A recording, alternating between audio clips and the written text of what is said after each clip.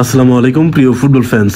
ব্রাজিলের নতুন coach Dorival junior ব্রাজিলকে কোন কোন ফরমেশনে খেলাচ্ছেন এবং কোন ট্যাকটিক্স ফলো করাচ্ছেন সেই সম্পর্কিত বিষয়ে নিয়ে আলোচনা করব আজকের এই ভিডিওতে। ব্রাজিলের লাস্ট দুইটা ম্যাচ যদি বাদ দেই তাহলে কিন্তু বর্তমান সময়ে দেখা যায় ব্রাজিলের পারফরমেন্স তেমন ভালো না।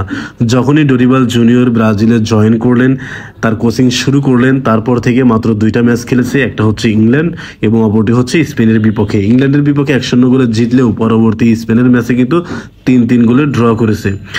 আসলে ইউরোপের এরা কিন্তু সেরা টিম, যার কারণে ড্র করাটা বা 1-0 গোলে জেতাটাও কিন্তু অনেক সম্মানের। যেহেতু ডোরিবাল জুনিয়র নতুন কোচ ব্রাজিলের, তাই কোচ হিসেবে নিজেকে গুছিয়ে নেওয়ার জন্য আর একটু সময় লাগবে তার। যাই হোক, এখন ডোরিবাল জুনিয়রের ট্যাকটিক্স নিয়ে আলোচনা করা যাক। তিনি মূলত স্ট্রেংথ এবং উইকনেস নিয়েই বেশি কাজ করেন। দলের শক্তিমত্তা কোথায় এবং উইকনেস কোথায় এটা খুব সুস্পষ্টভাবে বুঝতে পারেন ডোরিবাল জুনিয়র, যার কারণে তিনি দলের মেইন শক্তি কোথায় সেটা কাজে লাগিয়ে প্রতিপক্ষ যারা আছে তাদেরকে প্রতিহত করার চেষ্টা করে, আর যেটা নিজের দলের উইক পয়েন্ট সেটা সুন্দরভাবে রিকভারি করতে পারেন।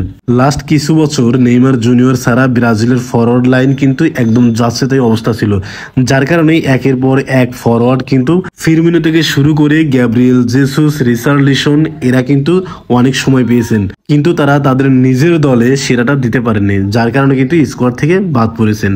দেখেন, ইংল্যান্ড এবং স্পেনের বিপক্ষে অ্যান্ড্রিক কিন্তু 2টা গোল করেছে, অর্থাৎ ইংল্যান্ডের বিপক্ষে একটা আর হচ্ছে স্পেনের বিপক্ষে একটা। তার মানে এখান থেকে সুস্পষ্টভাবেই বোঝা যাচ্ছে যে অ্যান্ড্রিককে যদি যত্ন নেওয়া হয় তাহলে ব্রাজিলের নাম্বার 9-এর যে বর্তমান অবস্থার দুর্দশা সেটা কিন্তু কেটে যাবে, এটা বোঝাই যাচ্ছে। আর ফরওয়ার্ড লাইনও কিন্তু আগের চেয়ে অনেক উন্নত হয়েছে, যার কারণে কিন্তু স্পেনের বিপক্ষে 3টা গোল করতে পেরেছে। দেখেন, ফরওয়ার্ড লাইনে ভিনিসিয়াস জুনিয়র লেফট উইংয়ে কিন্তু দারুণ ছন্দে রয়েছেন। তারপর হচ্ছে অ্যাটাকিং মিডফিল্ডার হিসেবে রদ্রিগো কিন্তু দারুণ ছন্দে রয়েছেন। আর রাইট উইং হিসেবে খেলবেন হচ্ছে রাফিনহা। তিনি কিন্তু বার্সেলোনায় বা চ্যাম্পিয়ন লিগে পিএসজির বিপক্ষে 2 লেগে কিন্তু 3টা গোল করেছেন। ডোরিবাল যেহেতু 4-2-3-1, 4-3-3 এবং 4-4-2 এই ফরমেশনে খেলে থাকেন, যার কারণে প্লেয়ারগুলোকে কিন্তু অনেক সুইচ করে খেলতে হয়। যদি ফরমেশন 4-2-3-1 এর কথায় আসি তাহলে দেখা যায় ডিফেন্স বরাবর কিন্তু 4 জন থাকবে, আর তার সামনে 2 জন কিন্তু ডিফেন্সিভ মিডফিল্ডার হিসেবে থাকবে।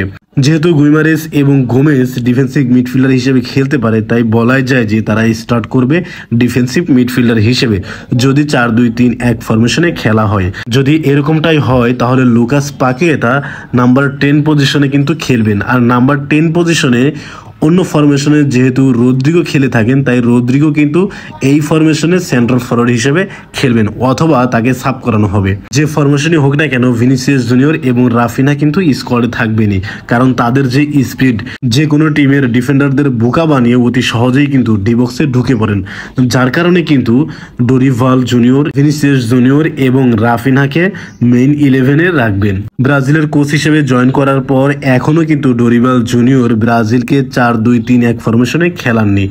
তিনি ইংল্যান্ড এবং স্পেনের বিপক্ষে খেলিয়েছিলেন 4-3-3 ফরমেশনে। যদি 4-3-3 ফরমেশন হয় তাহলে 4 জন ডিফেন্ডার থাকবে, একজন সেন্ট্রাল মিড, লেফট মিড এবং রাইট মিড নিয়ে কিন্তু মাঠে নামতে হবে, যার কারণে গুইমারেস, গোমেজ এবং লুকাস পাকিয়েতা কিন্তু মিডফিল্ড ধরে খেলবে। আর যদি 4-3-3 ফরমেশনেই খেলানো হয় তাহলে কিন্তু ফরওয়ার্ড হিসেবে থাকবে ভিনিসিয়াস জুনিয়র, নাম্বার 10 হিসেবে থাকবে রদ্রিগো এবং রাইট উইং হিসেবে খেলবে রাফিনহা। আমার কাছে মনে হচ্ছে ডোরিবাল জুনিয়র ব্রাজিলকে কখনোই 4-4-2 ফরমেশনে খেলাবেন না। 4-4-2 ফরমেশনে যদি খেলে তাহলে কিন্তু ফরওয়ার্ড লাইনের একাধিক খেলোয়াড়কে বেঞ্চ করে দিতে হবে, যা তিনি চাইবেন না, কারণ বর্তমান সময়ে ব্রাজিলের যারা ফরওয়ার্ড লাইন এক কথায় অসাধারণ ফর্মে রয়েছেন, যার কারণে তিনি 4-4-2 ফরমেশন কখনোই খেলাবেন না। যাই হোক, এটা আমার ব্যক্তিগত উক্তি। এখন দেখা যাক ডোরিবাল জুনিয়র কোন ফরমেশনে খেলান। যেহেতু ইংল্যান্ড এবং স্পেনের বিপক্ষে 4-3-3 ফরমেশনে খেলিয়েছেন, তাই আমি আশা করতেছি কোপা আমেরিকায়ও ব্রাজিল কিন্তু এই ফরমেশনই ফলো করবে। এখন দেখা যাক ডোরিবাল জুনিয়রের মাথায় চিন্তাভাবনাটা কি, সেটা সময়ই বলে দেবে। ধন্যবাদ।